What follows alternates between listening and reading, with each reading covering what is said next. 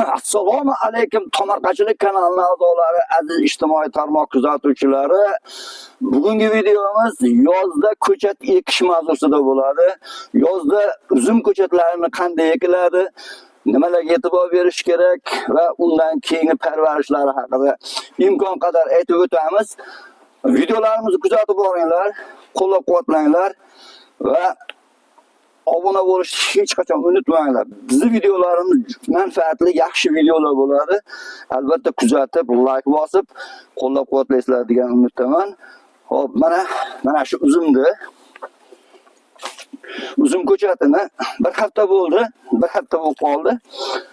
Xo'p, ko'chatlarini hozir bu yerda 3 xil uzum ko'chati bor. Men hozir mana bu ko'chatlarni alohida ajratib qo'yayin hozir ikkiga. Demak, mana holatda ajrataman. Demak, oq, qizil salafandagilar va qora.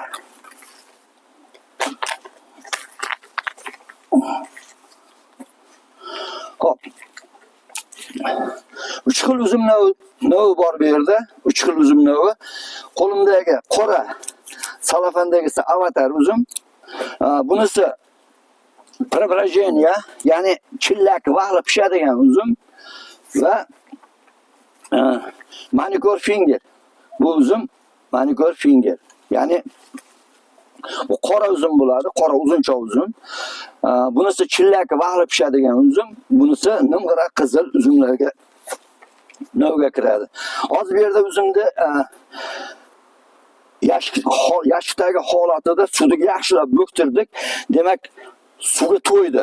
Ko'chat juda ham yaxshi suvga to'yib oldi. Endi buni bemalol ekish mumkin bo'ladi.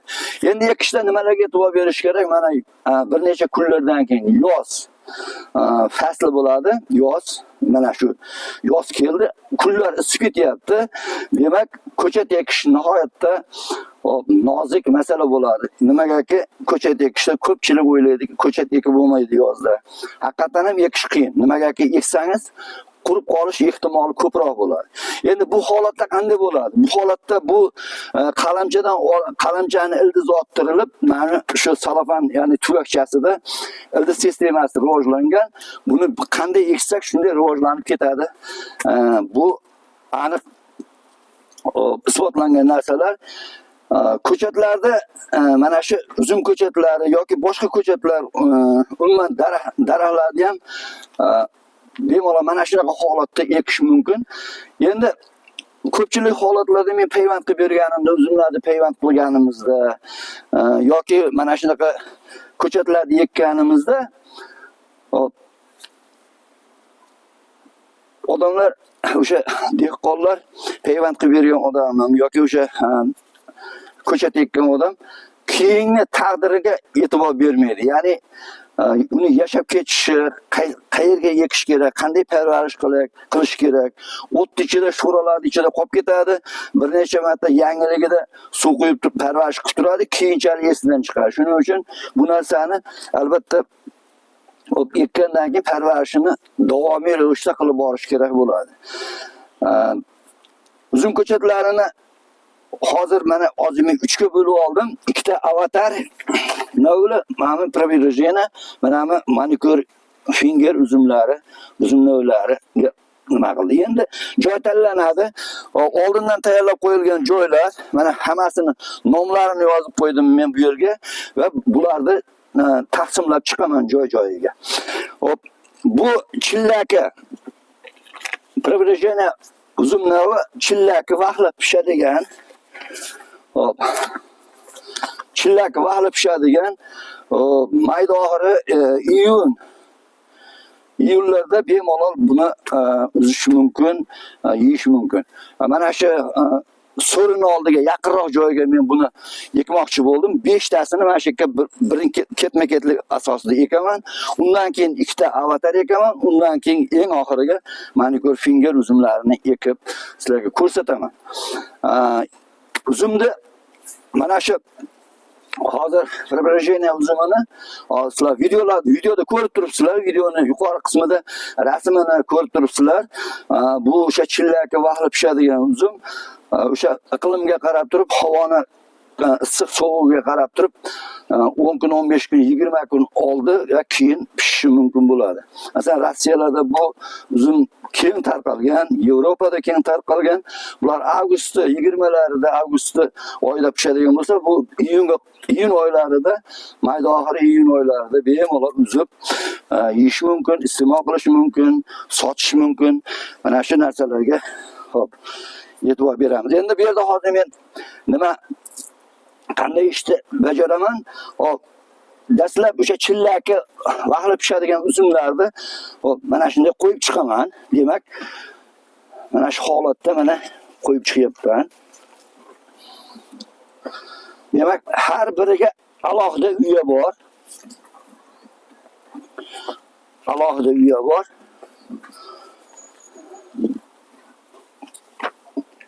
Alohida bitta qoldi. Hozir mana shu uzumni olib kelaman-da. Keyin avatar uzumlarini joylashtiramiz. Mana bu yerga yozib qo'yganman. Preobражение, mana preobражение hammasi yozib qo'yganman. Mana shunga hop nima qilib chiqamiz. Mana avatar mana. Avatar uzum, avatar alohida bu. Bitta uyaga ketadigan bo'lyapti. Mana bu yerga ekiladi va qolganiga ana aytgan uzumni hop ekamiz. Endi hop bu yoqqa keling operator. Hozir ekish ishlarini ko'rsataman sizlarga. Oldindan tayyorlab qo'yilgan video cho'zilib ketadi. Shuning uchun oldindan men ekadigan joylarni, uyalarni tayyorlab qo'ydim. Hop ekishni hop ko'rsatamiz. Mana bu bekorga qo'yilmadi. Ko'pchilik ko'chatni ekadida oyoq ostiga qolib, mana shu qayilib ketish ehtimollari, mana bu vegetativ organ, uzumni asosiy vegetativ organdan olingan, ya'ni novdadan olingan. Mana shuni imkon qadar o'stirib, rivojlantirib, biz shundan foydalanishimiz kerak. Maqsadimiz ham shu. Nimagaki bu o'sib tokka chiqish kerak, mana bu tokka o'sib chiqish kerak. Bu yil chiqadimi, keyingi yil chiqadimi? Maqsadimiz mana shu tokka chiqarish bo'ladi. Endi hozir bu yerda ikkita novda rivojlanyapti, ikkita kurtakda rivojlanyapti. Bitta kurtagidan voz kechamiz, lekin buni hozir men sizlarga ko'rsataman. Avval ekib olaylik, keyin ko'rsatib o'taman. Xo'p. Preobражение uzumi mana shu hozir yonida mana yerda men eng yaxshi ko'rgan kelin barmoq uzumlarni oldindan ekib qo'ydim. Bu rejada yo'q edi. Keyin keldi, lekin keyinchalik bu bu uzumni yoki bu uzumni boshqa joyga ko'chirib ekishimiz mumkin bo'ladi. Hop, demak biz oldindan mana nima qilingan? Hop, tuvaylarda demak, tuvayni yechishda mana shunday qilinadi.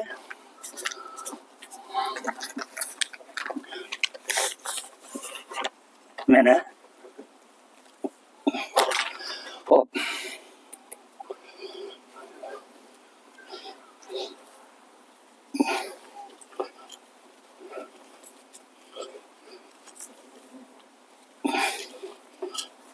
mana bu yerga bemalol yoniga suv berish mumkin bo'ladi. Endi mana bu yog'och tiramani bekorga qo'yganim yo'q. Buni o'sgandan keyin tiramaga bo'ylab qo'yamiz. Hop, keyingisini ham ko'rsatayin.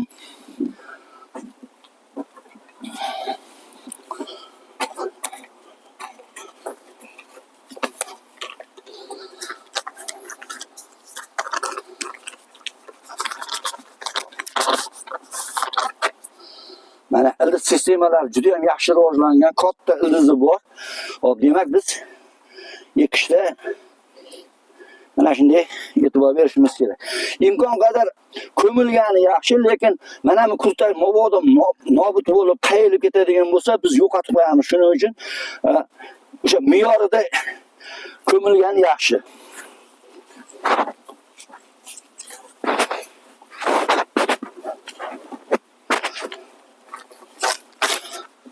Hop, demak mana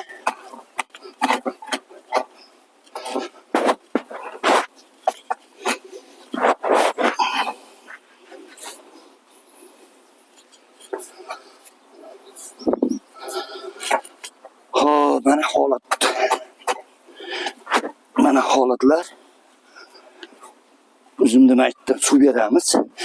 Bemalol buni yonidan suv berilaveradi.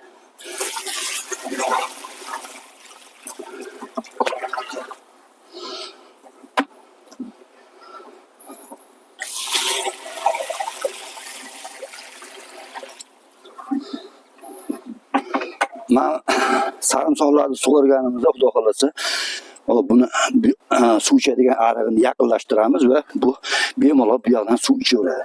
Hop, mana bodomga shaftoli qo'yganman, beam rivojlanib ko'knodani daraxtlarda, mevali daraxtlarda ko'knoda payvandini qilib ko'rsatganman. Mana rivojlanishda davom etyapti. Bu yoqqa keling operator.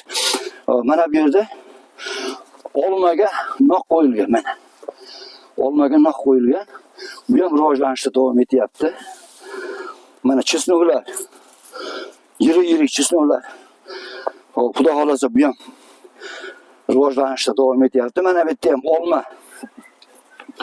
Olmalarga qo'yilgan payvandlar hammasi ko'kargan. Bular nok.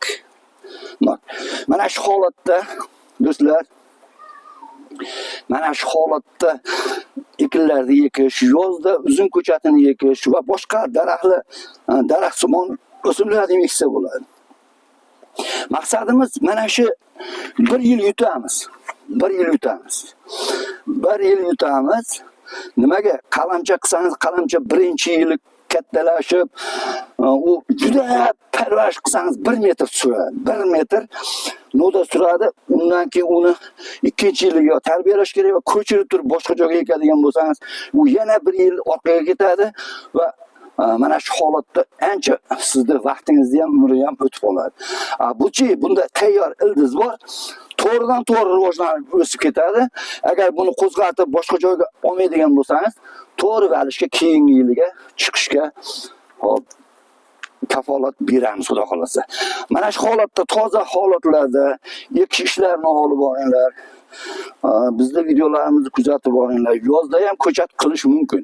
Endi bitta narsani aytib o'tib ketayin do'stlar. Mana bu yozda ko'chat qilishda ikkita holatda hushyor bo'lish kerak. Birinchi, shamol kelayotgan paytda hech qachon shamol kelib turibdi-da, ko'chat ekmang.